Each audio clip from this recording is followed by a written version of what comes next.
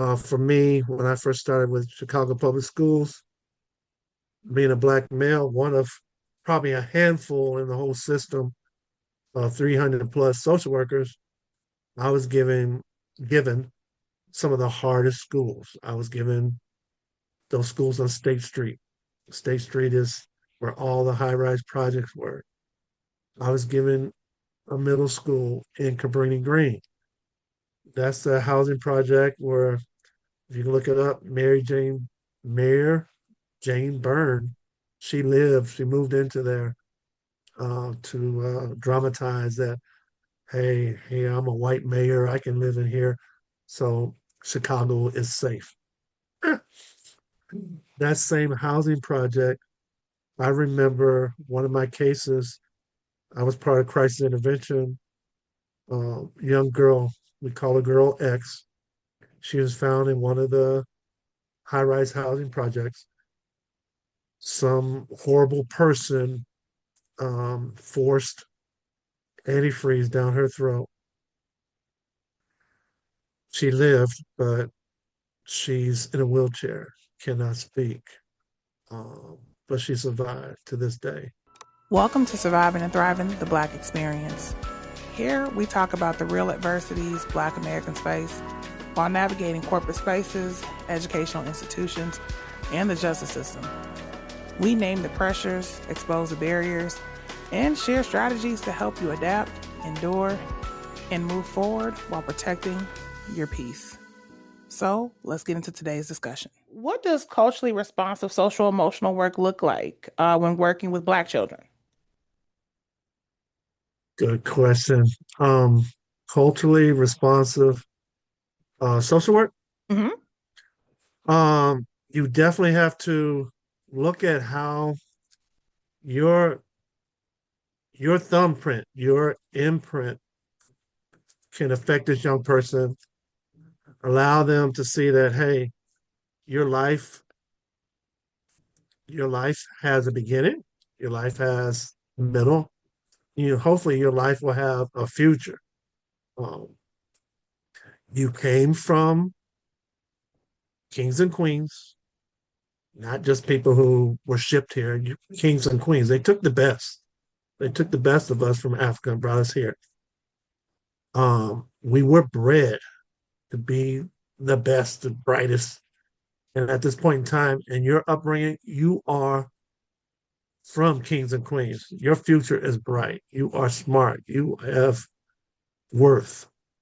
So I kind of pound that in them. Look at what our people have done throughout society. We are leaders. We are inventors. We are historians. We are creators.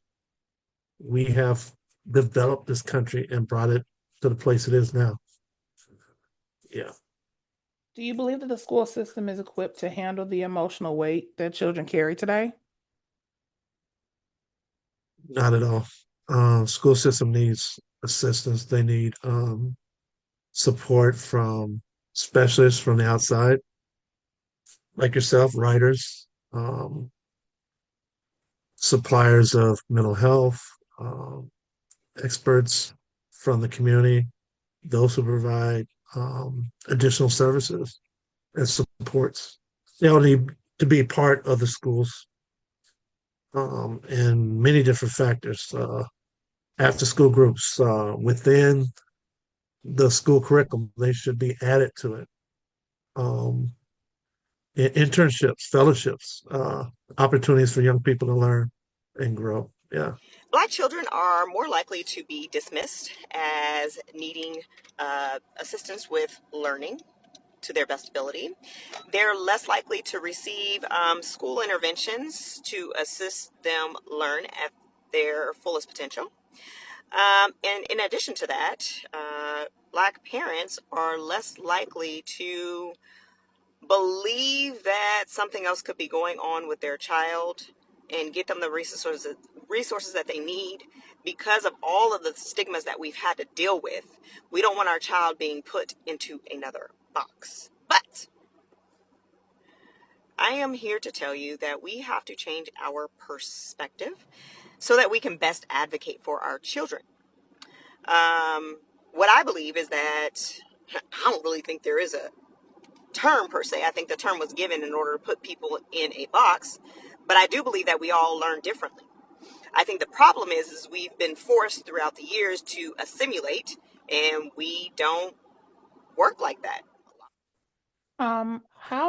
How has exposure to violence, incarceration, or instability showed up differently in children today compared to 20 years ago? I feel like we kind of touched base a little bit on this when we're talking about the difference in regards to morals, parenting styles, and things as such. But this is just kind of like calling those things out for what they were, like incarceration, violence, and instability. Mm. I think kids see that today in the videos. Some of the rappers, they may be or have been in that life. What the kids see in some of their productions may touch on it.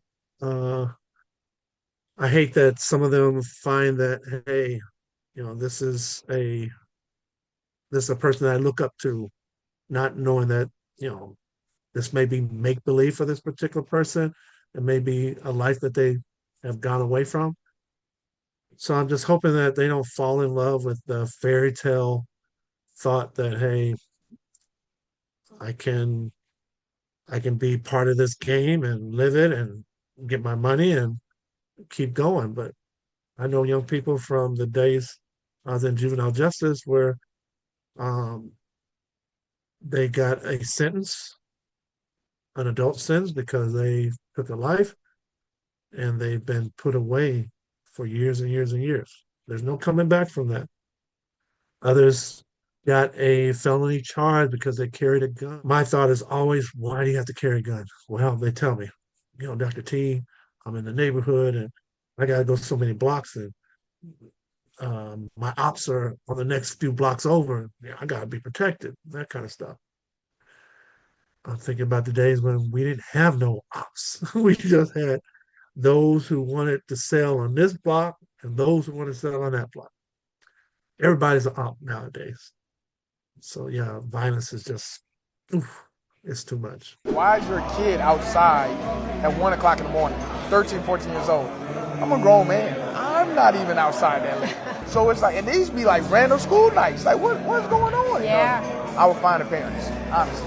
All that run on top of cars, damage and stuff like that, now those are the ones locked up. So lock them up and they can't leave out till their parents show up. That's how you hold the parents accountable. I think you just like nailed it on the head in regards to like blowing somebody's mind of like, why you got ops again? What was what like where did this come from? I'm not taking away, so let me be very, very clear and respectful in Yeah, regards to this. I'm yeah, not saying that opposition, right? yeah, That it's yeah, not a thing. It absolutely is. And yeah. unfortunately, quite a few young men and women have decided to live a certain lifestyle that Right, requires and or endorses having ops. When if you just think about this entire concept, right, this construct, right, of it's a mentality. right, In those circumstances that those people are in, it's about getting money, right? correct. So then why would you get all this money and then take from the neighborhoods that you live in? What if I told you that one of the deadliest public health crises in Chicago history didn't come from a disease, but from racial violence that tore through black neighborhoods for nearly a week? I'm Dr. Michael H. Ford, and this is a story you need to hear. I'm here in Chicago, where in the summer of 1919, the city erupted in racial violence. What became known as the Chicago Race Riot began on the South Side on July 27th and lasted until August 3rd. By the time it ended, 38 people were dead, 23 black and 15 white. More than 500 people were injured, and between 1,000 and 2,000 residents, most of them black, lost their homes. The spark was the death of a 17-year-old black teenager named Eugene Williams. While swimming near 29th Street Beach, he drifted across an unofficial racial boundary. A white beachgoer threw stones, struck him, and Williams drowned. When black witnesses demanded an arrest, a white police officer refused to arrest the man who threw the stones and arrested a black man instead. That moment ignited days of chaos. White gangs moved into black neighborhoods. Black workers were attacked on their way to and from their jobs. Fires were set, homes were were destroyed. The violence was so severe that Illinois deployed thousands of National Guard troops to protect the Black Belt on the South Side. This was not just racial unrest, it was a health emergency. Hundreds were injured, families were displaced. Entire communities were cut off from safety, from food, and from stability. The physical and psychological toll on Black Chicagoans was devastating. In the aftermath, the state convened the Chicago Commission on Race Relations to investigate what happened. One of the riot's most lasting consequences was a hardening of racial separation across the city. The story of 1919 reminds us that health isn't only shaped in hospitals. It's shaped by housing, it's shaped by safety, it's shaped by policing, and whether your life is protected or expendable where you live. Healing starts with knowing. Follow for more. Whether that's taking life, taking resources, taking things from people, for blocks and things as such that you have no, what's the words I'm looking for? You don't No own. ownership. You have Yeah. no ownership to these blocks. Mhm. It doesn't make an ounce of sense. But I can understand how it is so easily perpetuated, Yes. because it starts, unfortunately, as sad as it is, these type of op situations start Mhm. in elementary. Why? Because these children are taking on the words of adults who are within their home. And this There is you go. being broadcast as if this is a lifestyle that you're supposed to have. I There you done go. seen it even working in daycares in different spaces. So I've worked in well-to-do, neighborhoods. I've worked in very impoverished neighborhoods, working with different families and children from different circumstances. I've seen it in daycares where Wow. kids be sitting here cussing and talking and doing this stuff, and then all of a sudden you see that, and this is white and black, and you Wow. all of a sudden the mama come up there, I'm gonna say Becky Sue come up there, and she about that life, red hair dyed, about that life, everything else just because. Or Mm. you'll see, Tasha, let's go for black names, right? You'll see Tasha Mhm. come up there, and she about that life and stuff like this. And it's just the saddest thing, because it's like, if you know how much trauma you've lived and had to survive and go through, why would Mhm. you want your babies to then live that same exact lifestyle? Like, you're supposed to want better for your babies. Exactly. Is where my mentality goes with that. Yeah, But I think respect. there's, I'm sorry. Mhm, Candace, I think there's just one thing that's missing that some of our young people, young parents, I'll say, mhm. they have that mentality, but it's all about them. They forget this next generation that's got to come up, Yep. and they forget, hey, if I am about this life, what am I leaving for them? What am I showing them? And it's just like To think they for ain't got it. self, to think for Hmm. self, and then the next generation think for self. My grandmother, I won't go too deep into it, but my grandmother came from being like a self-sac, just like your mother came from being very much self-sacrificial, is what I want to say. Hmm. Not trying to put my grandmother up there in regards to God in any way, shape, or form, but just saying in general, she believed in self-sacrifice. Right. Meaning that, like, she would go without to make sure somebody, in fact, always had. Absolutely. But she also believed in saving. Mm. And it's something Yes. that I wish through the line, right, that everyone would have in fact followed. Right. But I think that, as I was saying earlier, in our discussion, that children are not empty vessels, nor are young adults. And you can, what is I saying? You can lead a horse to water, Rhonda. but you can't make them drink it. Correct. So I think that's sometimes the nuance to that, because we would hope that by someone always see, there's always going to be a reflection of someone saying, "Hey, this is what you're supposed to do." So people can't act Hmm. like they don't got the answer. There's this Right. channel right here too, right? But that doesn't mean that people are going to take heed, because people will always try to debunk, pull out what they want, and also what makes them feel comfortable. So Right. what makes me feel accepted? What makes me feel I'm in community, even if it's in the wrong community, right? What makes me Mhm. feel that way? Tell it. So, Yeah, that's true. yeah. Look around today's classrooms. Screens are everywhere. Tablets, iPads, and even smartboards. Technology is moving faster than ever before. But in a classroom full of screens, something important is slowly being forgotten. The simple magic of opening a book and seeing yourself inside the story. I wrote the forgotten page to remind children that books still matter, and that every child deserves to see themselves represented in stories they read. This heartwarming story follows Paige, a book who feels forgotten when technology begins to replace reading in the classroom, until children rediscover the power of turning real pages. The Forgotten Page is available on Amazon in English and in Spanish for classrooms, libraries, and families who believe in the power of stories. Because sometimes the stories we almost forget are the ones children need the most.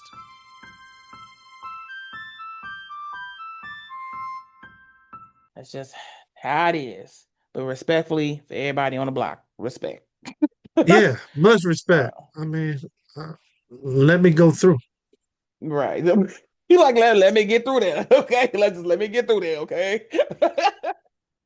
Yelling um, like a TIS. right.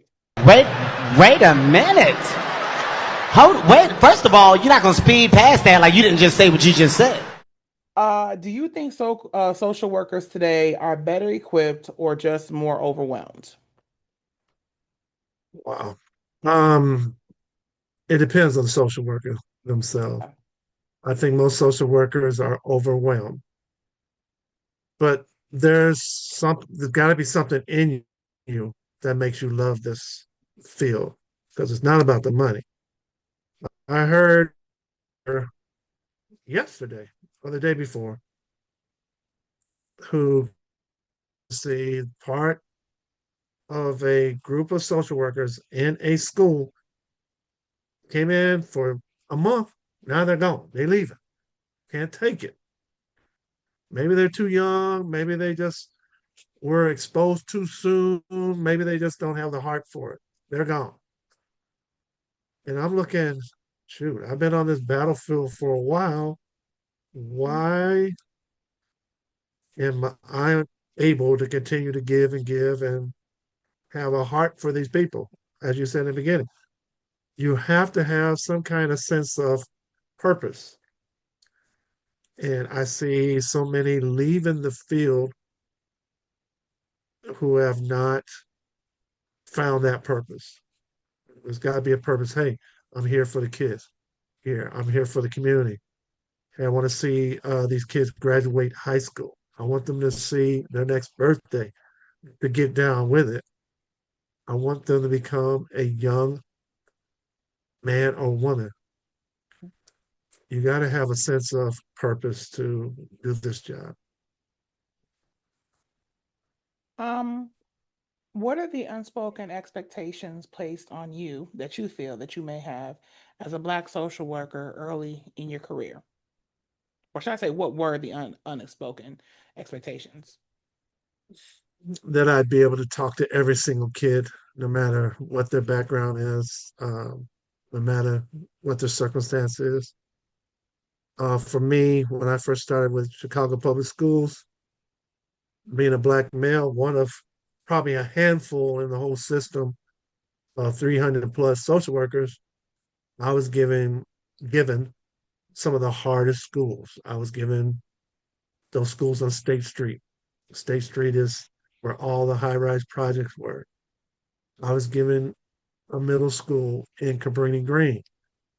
That's the housing project where, if you can look it up, Mayor Jane Byrne, she moved into there to dramatize that, hey, I'm a white mayor, I can live in here, so Chicago is safe. That same housing project, I remember one of my cases, I was part of crisis intervention, young girl, we call her girl X. She was found in one of the high rise housing projects. Some horrible person forced antifreeze down her throat. She lived, but she's in a wheelchair, cannot speak, but she survived to this day. Oh my God. I remember two girls from the housing projects on the east side of the city. Oh shoot, I'll think of the, I'll think of them in a second. down King Drive near Dunbar High School. Kiana and Diamond. Oh shoot, what's their last name? Bradley. Bradley girls. Look up the Bradley girls. That was my case. Kiana and Diamond, they were missing and still are missing.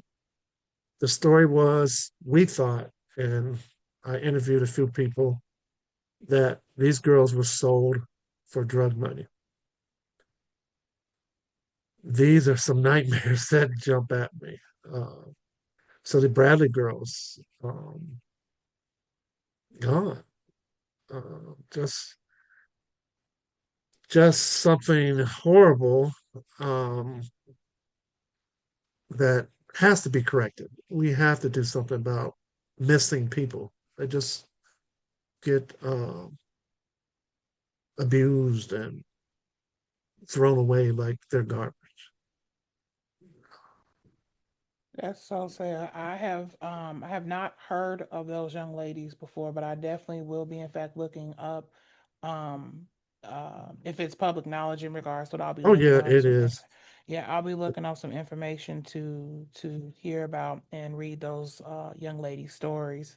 And Eric Um Morse, that's the last one. Same area where the Bradley girls were. Eric mhm, Morse, little boy who saw an older kid steal from the jewel in the area. mhm. He came back and told his brother. Other kids thought, he snitched. Snitches get stitches. They threw him out a high rise housing project. And his brother was clutching to him, trying to hold him in at that time. Amazing. That's so sad. It's in those cases as well, you want to ask where were the parents, right? You want Hmm. to ask, what are the consequences? It shouldn't take that. But then I also would be remiss to sit here and say that a parent knows every single moment of exactly what a child is in fact doing and or is capable of. I think Right, that's a misconception. That people feel that a parent should know every single piece. Like right. let me say it the right way. They should know about their child, but I also feel like children are people. True. And I've seen it just, of course, not anything in regards to as heart wrenching as this, but I've definitely seen it to where working in childcare, where I've seen parents be like, oh my God, little Dylan would never. And it's like, ma'am, roll the footage. Like, I mean, I'm just saying, I'm just being honest. In regards to like what parents will say their child never will do, and then it's like they look in horror in regards to like, you have some that'll be Yes. like you can tell that they already, knew that they child be doing this, and they're like Mhm. literally just maybe embarrassed or something to that extent. But then you also have parents who are genuine. I've definitely had parents break down and been like, Well, I just thought somebody was picking with my child. I just thought this, and it's like, no, you need to see this firsthand. wow. That's why I actually am happy that childcare facilities have cameras and things of such within Yes. them so that parents can in fact see, and in certain cases, depending on the facility, can in fact go and observe their child, because those things that you're talking about, besides the Bradley girls, because we don't know, Hmm. I don't know, We don't and know. we don't know what happened with them, but the Yeah. other ones, in regards to behaviors, these are things that you can kind of nip in the bud in regards to aggression and these different things by getting resources and stuff for them. Hmm. But yeah. So when you look back on everything that you've had to push through, what do you see differently now than back then?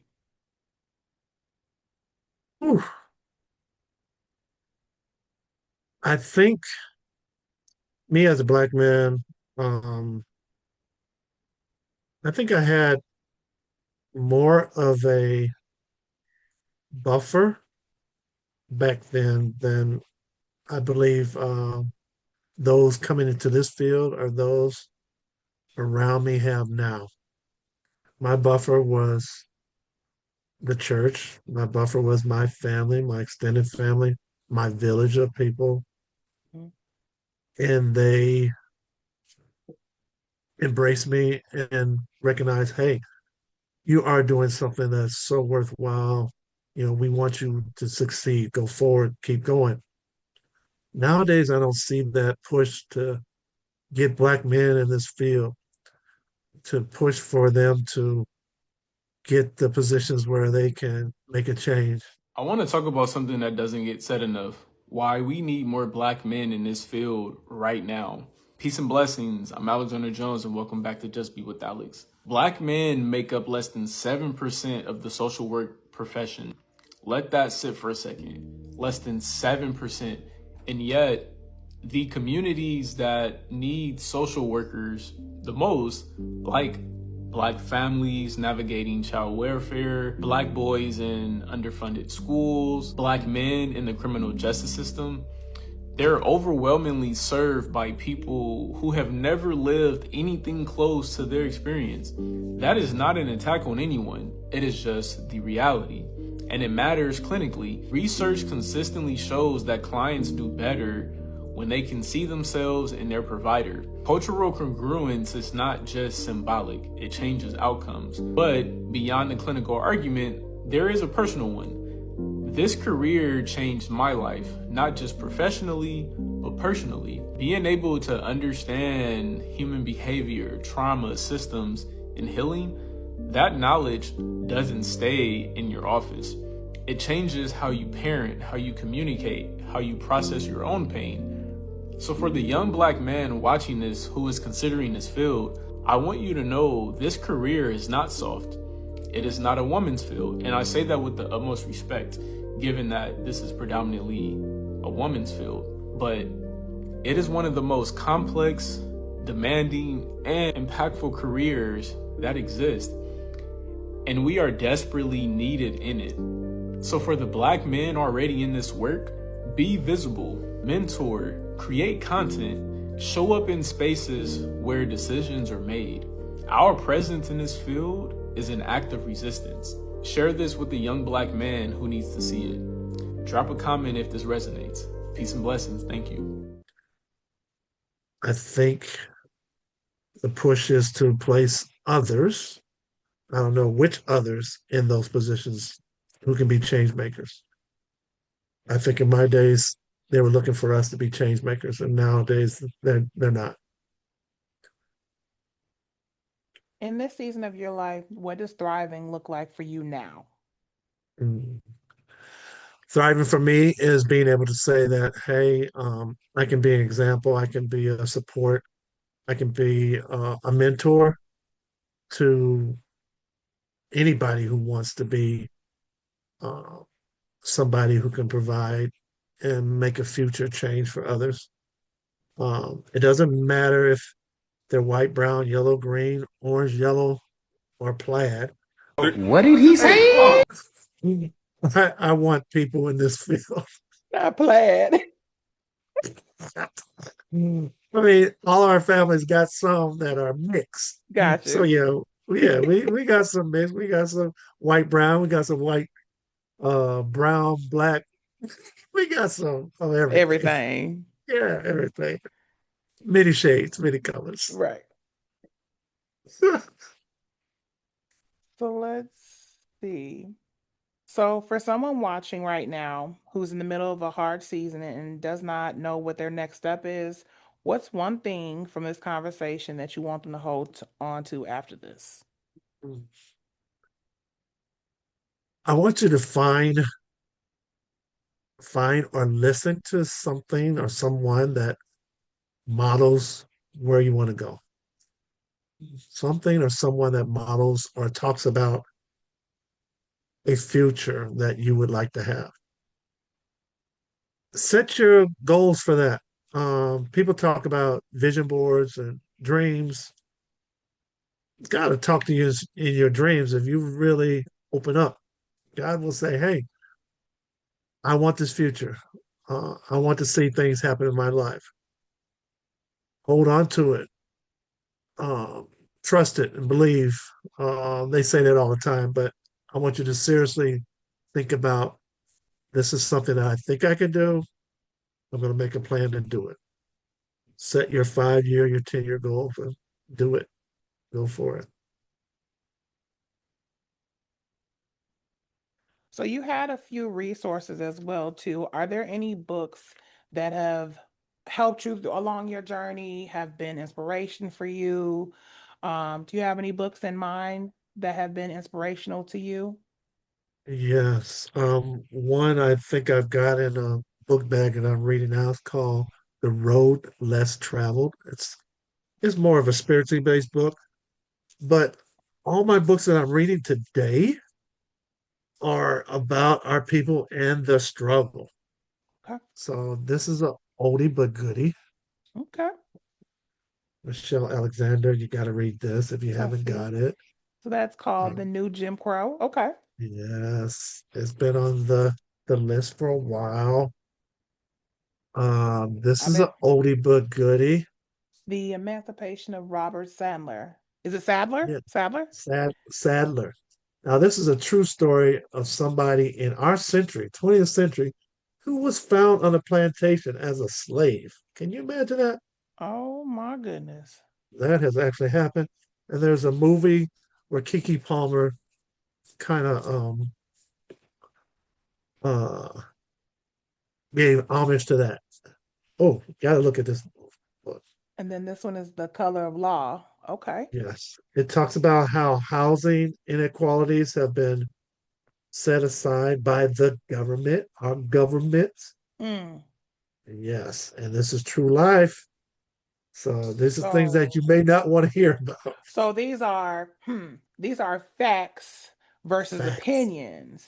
Facts. So This is is it so facts. is it so interesting, right? Not to switch gear. I'm sorry, I'm gonna let you go ahead and No, no, go ahead. I was gonna say, is it interesting or is it so interesting why the actual black mind is in fact being attacked? Is Wow. it so interesting why the why history is being rewritten in regards to trying to erase all these things? Um, I'm just gonna put this out here for everybody. I'm gonna say in the front and in the back. Wait a minute. Okay. Please go back to reading. Please go back Please. to getting a tangible book. Or you know what? For my tech heads, please get your Kindle and read your book on your Kindle. Read Ah, your books. read Okay. your books. Read your books. They will enlighten you so much. They will. They will. Tech heads, get this. This is called White Rage. Okay. Oh man, Actually, it's gonna correction. The top it says the unspoken truth of our racial divide. White it would rage. tell you about all the black codes and things that we got to do and how we have survived. Okay. Okay, and this one right here, Why fragility? Fragility. it's Why it's yeah, so this hard for white people to, you got to move it up just a little bit, to uh-huh, talk about racism. Oh, drop the mic. uh-huh. Now look, you're gonna get situations where you are in with people of the major uh white hue, and they're afraid to talk about the hard um topics. Hmm. Might give you a clue of what to say. Okay. And this is the soul of America. Uh-huh. Okay. The This is an battle oldie of but our goodie. better angels. Okay. Oldie but goodie. You gotta read this. And my last one for you today, again. Is race talk and the conspiracy of silence. Mm. Uh, let's not be silent. If this mic wasn't attached to this thing, I'll be dropping it again. I think it would be a whole nother conversation, but just mention that last book that you said about the power of silence, that's on both sides. There it is. There it What's not is. being Yes. spoken on this side and why a silence can be a tool on this side. Wow. That's so true.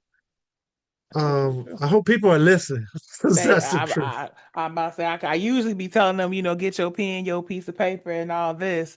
Dr. Theodore Thompson Jr., thank you again so much for joining us today on Surviving and Thriving the Black Experience.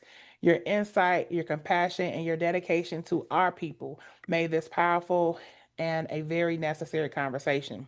To everyone watching, if this resonated with you, if this puts words to something you've been feeling, because those feelings matter, or if it reminded you that your experience matters, be sure to like, share, and subscribe. And hit that notification bell because this experience and this space was created for you to uplift, to inform, and to remind you that even through adversity, you can still survive and thrive. So we'll see you during our next conversation. Thank you so much, Dr. Theodore. Thank you so, so much. You're welcome. You're welcome.